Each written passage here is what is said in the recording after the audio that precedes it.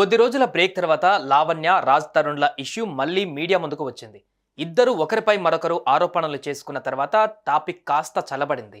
ఇంతలోనే రాజ్ తరుణ్ తన కొత్త సినిమా తిరగబడరా సామి సినిమా ప్రమోషన్స్లో భాగంగా మీడియాతో చిట్ చాట్ కార్యక్రమం పెట్టారు. దీంతో లావణ్య మళ్ళీ మీడియా ముందుకు వచ్చింది. ఆ తర్వాత రాజ్ తరుణ్ ఇంటికి కూడా వెళ్ళి నానా హంగామా చేసింది.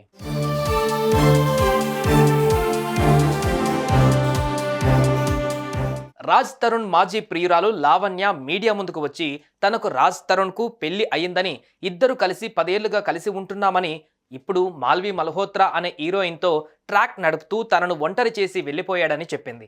దీనిపై రాజ్ తరుణ్ స్పందిస్తూ తనకు ఎవరితో ఎలాంటి సంబంధం లేదని, లావణ్యతో రిలేషన్లో ఉన్న విషయం వాస్తవమే అని, కానీ కొద్ది కాలంగా ఆమె ప్రవర్తనలో మార్పు కారణంగా తనకు దూరంగా ఉంటున్నానని చెప్పారు.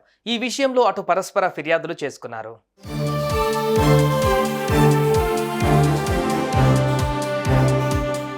ఈ ఇష్యూ బయటకు రావడంతో రిలీజ్కు రెడీ అయిన రాజ్ తరుణ్ సినిమాలు చిక్కుల్లో పడ్డాయి. ఈ క్రమంలో గత కొద్ది కాలంగా ఎక్కడా కనిపించని రాజ్ తరుణ్ తాజాగా తిరగబడరా సామి సినిమా ప్రమోషన్స్లో పాల్గొన్నారు. ఈ సినిమాలో హీరోయిన్ అయిన మాల్వి మల్హోత్రా కూడా మీడియాతో ముచ్చటించారు.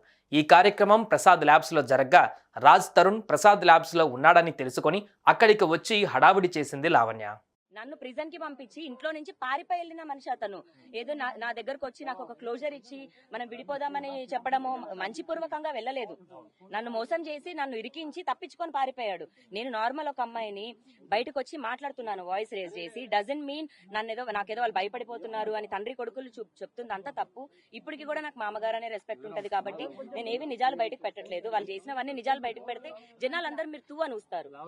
మస్తాన్ సాయితో ఏముంది అన్నది ఖచ్చితంగా నేను ప్రూవ్ చేసుకుంటానండి. అండ్ అది లీగల్ గా ఉంది ఆల్రెడీ. కేసు స్టేషన్ లో నడుస్తుంది కదా, కోర్టులో నడుస్తుంది కదా, మేము అక్కడే చేసుకుంటాము. ఇప్పుడు అతను మాల్వి మల్హోత్రాతో ఏం చేస్తున్నాడు అన్నదే నేను ప్రూవ్ చేయాలనుకుంటున్నాను. మరి ఆమెతో ఎందుకుంటున్నాడు? ఇప్పుడు ఇక్కడి నుంచి అయిపోయిన తర్వాత కూడా ఎక్కడికి వెళ్తాడు అతను? ఆమె ఎక్కడికి వెళ్తుంది? మామగారు అని అమ్మాయి వాళ్ళ తండ్రితో మాట్లాడాల్సిన అవసరం ఏంటి? ఇతను నాకు మనిషి కనిపించట్లేదండి. ఫోన్లు స్విచ్ ఆఫ్ చేసుకొని తిరుగుతున్నాడు. అందరూ ఆయన మేనేజర్ తో సహా అందరు నన్ను బ్లాకులు చేశారు, అసిస్టెంట్ తో సహా. ఇంకెక్కడికైనా వెళ్ళాను నేను.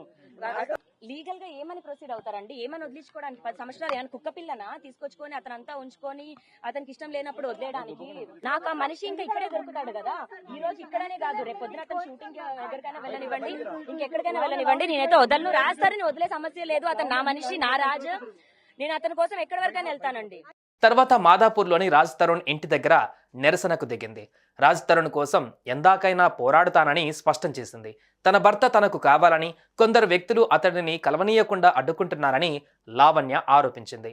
రాజ్ తరుణ్ ఇంటి బయట నిల్చొని తలుపులు తీయాలని నిరసన చేపట్టింది. తనకు న్యాయం చేయాలని రాజ్ తరుణ్ తల్లిదండ్రులను కోరింది.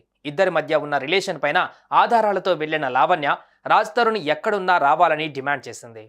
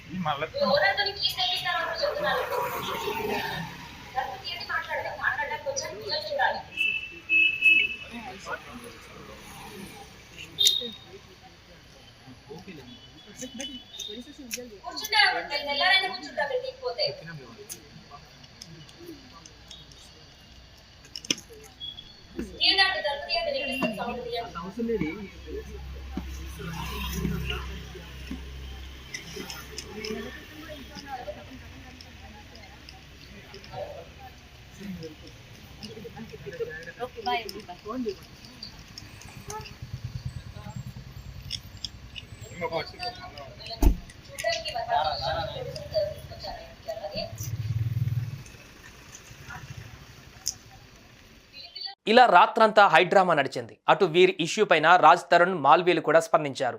తన దగ్గర అన్ని ఆధారాలు ఉన్నాయని, కోర్టులో అన్ని సబ్మిట్ చేస్తానని చెప్పారు. ఈ విషయంలో పూర్తిగా లీగల్గా ప్రొసీడ్ అవ్వడానికి డిసైడ్ అయినట్లుగా చెప్పారు. తాను ఏ తప్పు చేయలేదని పోలీసుల నోటీసులకు సమాధానం ఇచ్చానన్నారు. తన అమాయకత్వాన్ని, మంచితనాన్ని ఆసరగా తీసుకుని నిందలు వేయడం కరెక్ట్ కాదన్నారు. ఇక మాల్వి కూడా లీగల్గా ప్రొసీడ్ అవుతున్నట్లు చెప్పారు.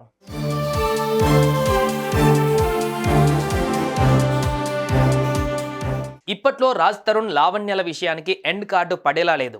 కేసు ఇంకా కోర్టులో నడుస్తోంది. ఇరు పక్షాలు ఆధారాలతో సిద్ధంగా ఉన్నారు. ఎవరికి వారు తమ తప్పు లేదని చెప్పుకొస్తున్నారు. చూడాలి మరి ఈ విషయం ఎక్కడి వరకు వెళ్తుందో. సుమన్ టీవీలో మీ పర్సనల్ అండ్ బిజినెస్ ప్రమోషన్స్ కోసం కింది నెంబర్కి కాంటాక్ట్ చేయండి.